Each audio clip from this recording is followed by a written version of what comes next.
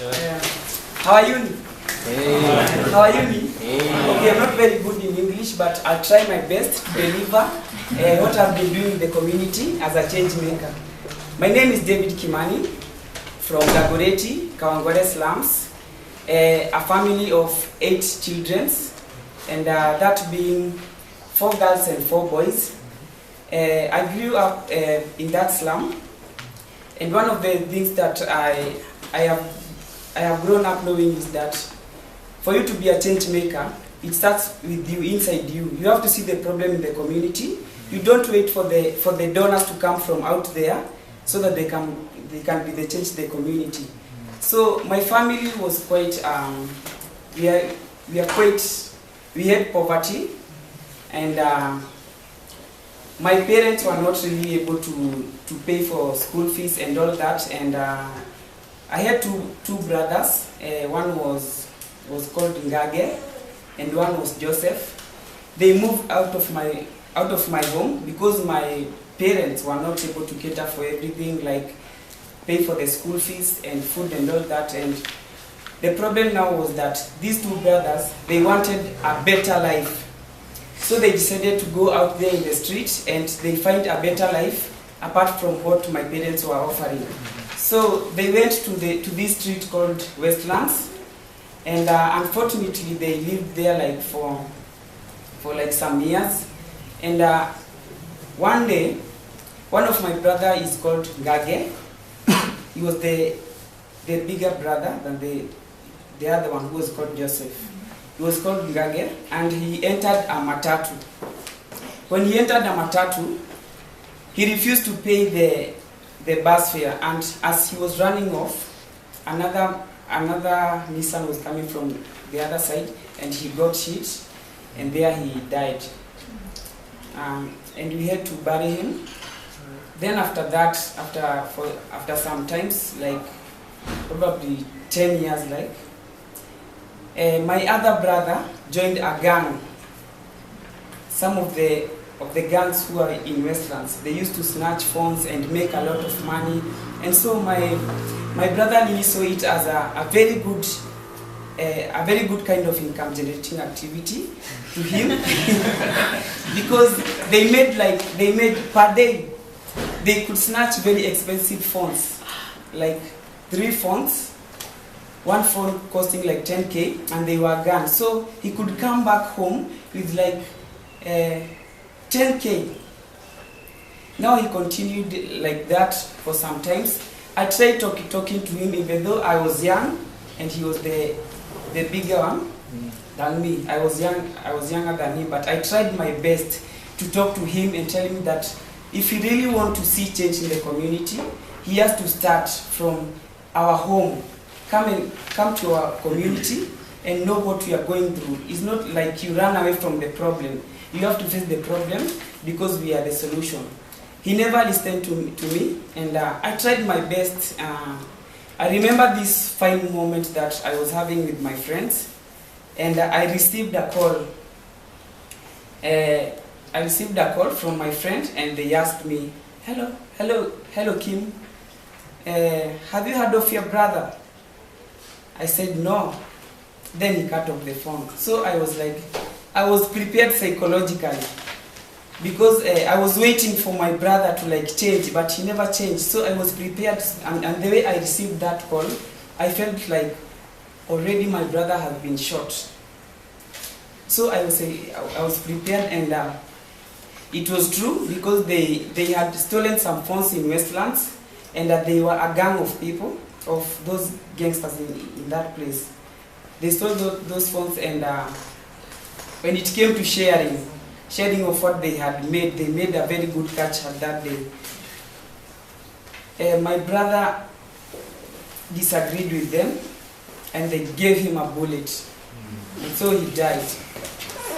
So after that, I was really confused because even at my school days, I was always in and out of school. In primary days, I was always in and out of school. So I went on to class 8. I did my class 8 and tried my best because I did not have all the necessary equipment for you to make it, to like resources and all that, books. And at that moment, at that time, that period, we used to pay for school, and my dad was not that capable. So I went and I did good for me because I had a pass mark after doing a class 8. Then after that, because I really did not have hope that I'll make it to the secondary level. So I joined this church, Nairobi Chapel. I used to go to that church like for some times. Then after I joined, I found a friend there, and he was called Will Bassey. He was from the United States of America. And after talking to him, like for some times, we get to interact. He knew me better. I shared to him what we were doing, and he offered to pay for my school fees. Unfortunately, he left the country, but he left the money here. But what he did, he left the money with the person that he had trusted him with the money. So when he left to the United States, the guy that was my guardian just vanished. He disappeared, and I had nothing to do. So I was like, now this just, I had a chance, and now it's gone. What do I do? Now going back to the community, I really had this, like, I was feeling there's a burden. Even though I did not go to school, like finish my secondary education, I felt like I had this burden to change the community. And as I continued going to that church, I was really inspired by the people I met in that church, because that church was like, the members of that church, they were rich, they were people with dreams. So I used to share with them and talk to them about my problem. And all they could do is like tell me, David, I can see something in you, and you're going to be someone in future. Okay, I took it positively. Even though I had no resources, I took it positively. Why? Because I believed in myself, and I believed that one day, I'll be the change I want to see in the community. So I went back in the community, and I was really, this burden, I had this burden, like, in my community we have these young people who, they believe that they cannot be the change they want to see in the community. As in, they cannot. They always wait for the government, and if you ask them, they always tell you like, the government should do this, the government should do that, and all that stuff. It was really irritating to me, and I had to take the initiative to talk to these young people and tell them that we are the generation that should be the change. So I had this, I had to come up with a work plan. And my work plan was tapping the neglected potential.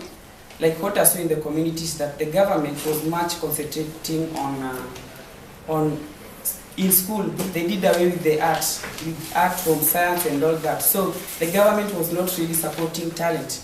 So I talked to my friends, but before I talked to them, there was like, I was feeling like they are going to defect my idea. Like, King, what are you telling me? Yeah, you don't have any resources. You want to come and start something here, but with all that, I had also to be positive. What I'm doing that will make the change in the community. So I talked to some of them, and they embraced my idea. And our first step was to hold an auditions, because I saw theater was like, theater did not need a lot of resources. So what I did was, we did an auditions, and guys really came, and we auditioned some of them. And after auditions, we had some people who are willing, who had passion to act and do choral verse, poem, and all that stuff. And after that, we decided to register an organization under this, tapping the neglected potential. That was my concept. And the organization is called Dagoretti Youth Developers. It is meant to develop the young people. And like, for now, if I compare where I started with just taking the first step. I can say like I'm 10 steps ahead, because like for now we have a group of young people, 30, and it is always open for anyone to come with passion for theater, and maybe in future we'll open up for other talents, because right now we don't have resources. What we do is that like we have these events, like we had an event some times back, and it was at a church, a Free Pentecostal church, and what we did is that we were invited, and luckily is that what I'm doing in the community is quite unique, because we don't have groups which do theater with passion, but what we do is that we only take you because you have passion. It's not because you have something. So when we went to that event, it was a competition, and we were to be given something. So there was these categories. There was narrative, there was poem, and there was drama, and also there was public speaking. So after we performing, because our aim for going to that event was we get exposure, and at least we get something that will help these young people realize that we can get an alternative way of earning a sensible livelihood. So after that, we earned some money, and after earning, okay, we became number one. That is after after performing, we became number one, and then after becoming number one, all those categories we received 15,000. Yeah, 15,000. After receiving those 15,000, I just had a moment, me, myself, and I just remembered about how my brother who got shot, he used to get this easy money, dirty money, and the same money that he was getting was like 10K a day. And our organization was still young, and what we are doing, at least after that performing, we got something. And the members really realized that we can really start something big, and after that, we at least nurture talents, and after nurturing talents, we bring these stakeholders in the community. They come and see what we are doing, and maybe they can join hands, and we help these young people in the community who maybe they lost their parents, who maybe don't have somewhere to eat or do anything like that. So I would really urge you that you really join me hands and in whatever we are doing, because in this drama thing we have two programs. One program is that we do theater, is what I just talked about. We do theater, and after doing theater, we try to partner with schools and all that. We tell them what we do, our mission, our vision. Then after that, they always welcome us, and we do shows there, and they give us something. And also we have another program that is called peer education. The education program is whereby we partner with organization. We partner with organizations who have similar objective, and after that, the members get trained on HIV, and after getting trained on HIV, they go in the community and they inform others about HIV. Thank you.